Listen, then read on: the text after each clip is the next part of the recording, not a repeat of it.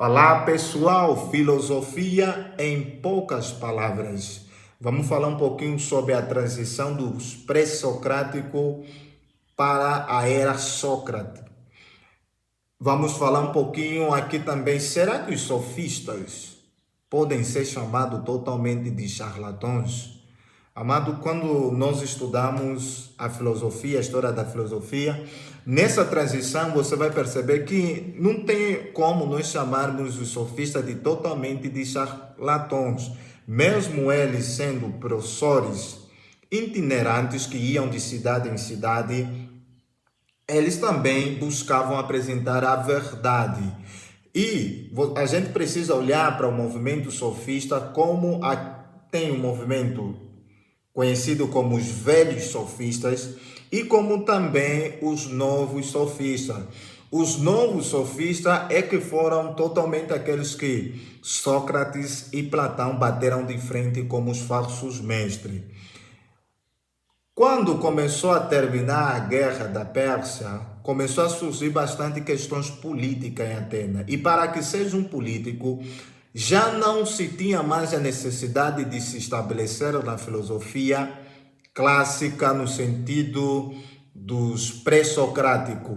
Precisava-se de um novo tipo de pensar, porque aqueles que queriam engrenar-se, crescer no campo político, no mundo político, precisavam ter uma boa retórica.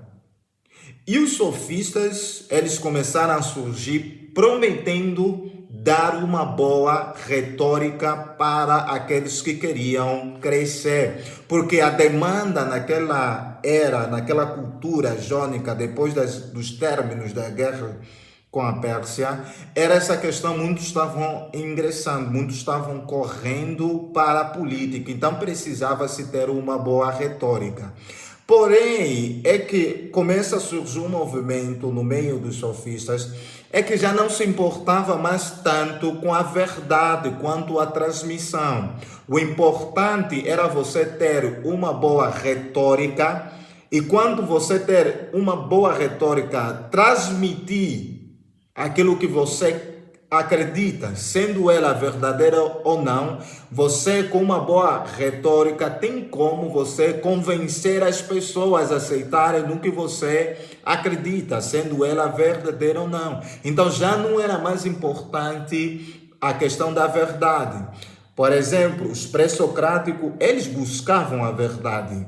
Já os sofistas não, muitos deles não começaram a se preocupar tanto com a verdade. O importante é ter uma boa retórica, falar bem e ser convincente. Por isso que, como muitos estavam querendo entrar no campo da política, começou-se a abandonar a filosofia pré-socrática e começou-se a aderir bastante à filosofia sofista. Porém, nem todos os sofistas buscavam essa questão de não se importar com a verdade. Alguns sim se importavam com a verdade e buscavam apresentar a verdade. Conhecemos como um dos maiores filósofos sofistas, o Protágoras. Protágoras é conhecido como um dos maiores, nós falaremos um pouquinho dele. Como houve essa transição? Os pré-socráticos, eles eram cosmológicos, se preocupavam bastante com a origem do universo. Com o surgimento do movimento sofista, eles não começaram a olhar tanto para o universo. Eles começaram a olhar a questão social, cultural, a questão do homem, a cultura, os valores, as religiões, começaram a trazer questionamentos sobre isso, porque muitos deles eram bastante pan-helenistas, olhavam totalmente para as culturas gregas. Então eles falavam, qual é realmente o padrão absoluto de tudo? Será que deve-se ter um padrão absoluto de tudo? Eles começaram a questionar essas questões. E os sofistas, percebe que eles começaram a mudar. Os pré-socráticos estavam lá na dedução. Os sofistas, eles começaram a trazer um empirismo indutivo e prático. A preocupação dos sofistas era estar nessa vida, trazer teoria, porém buscar uma vida prática. Prática no sentido que você aplica isso no seu dia a dia. Já os pré-socráticos, eles eram muito de pensar, refletir, trazer questionamentos, eram bastante dedutivo na sua forma de pensar. E também os sofistas, além deles serem prático, indutivo, eles também, alguns começaram a cobrar, né? A buscar, porque era muita demanda, e aí quem quis aprender precisava pagar. Isso já não era muito aceitável. E a outra diferença é que os pré-socráticos, eles não eram muito de correr atrás de alunos, porque eles não eram muito práticos. E já os sofistas, eles gostavam bastante de ter multidão atrás deles. Então, e eles buscavam bastante ensinar, por isso que eles eram a sua forma de pensar era bastante empírica, observando tudo, e também buscavam essa questão de experiência, de prática, e isso influenciava que muitos os seguissem. E a outra questão, os pré-socráticos se preocupavam no conhecimento da verdade, encontrar uma verdade única, a partir dessa verdade única, destrechar outros conhecimentos. Já os sofistas não. Eles eram relativos, né, no sentido de ser subjetivos, e como também eram bastante céticos, eles duvidavam muito das questões, duvidavam muito de certas coisas.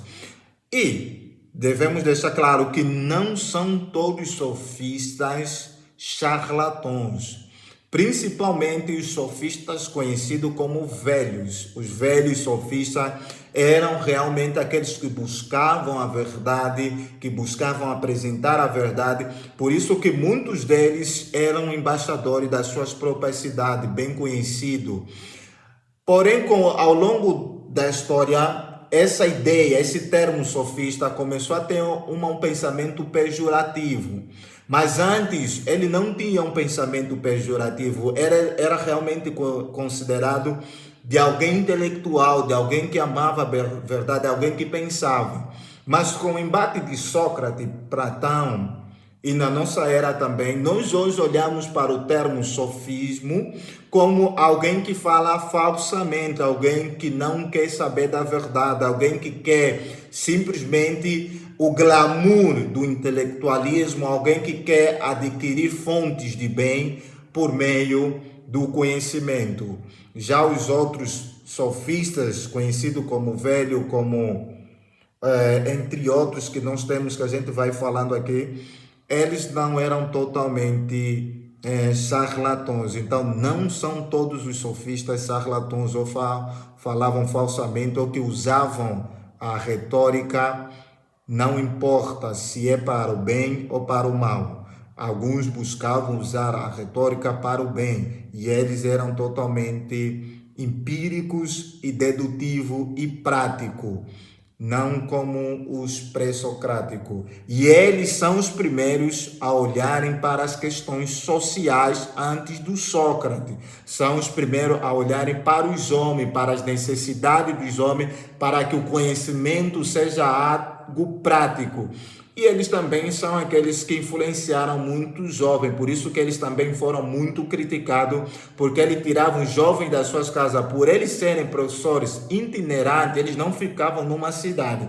Então eles iam de cidade em cidade por essas experiências onde eles faziam a sustentabilidade dos seus ensinamentos. E os jovens que os seguiam também tinham que sair de suas cidades, e isso deixava os pais, os líderes de tais cidades preocupados, e como também por causa do seu ceticismo, do seu relativismo, esses jovens colocavam em questão, em dúvida, as teorias que eles aprenderam em casa. E muitos deles acabaram largando essas teorias para seguir a cosmovisão dos sofistas. Então, é essa passagem do sofismo para Sócrates, do pré-socrático para os sofistas.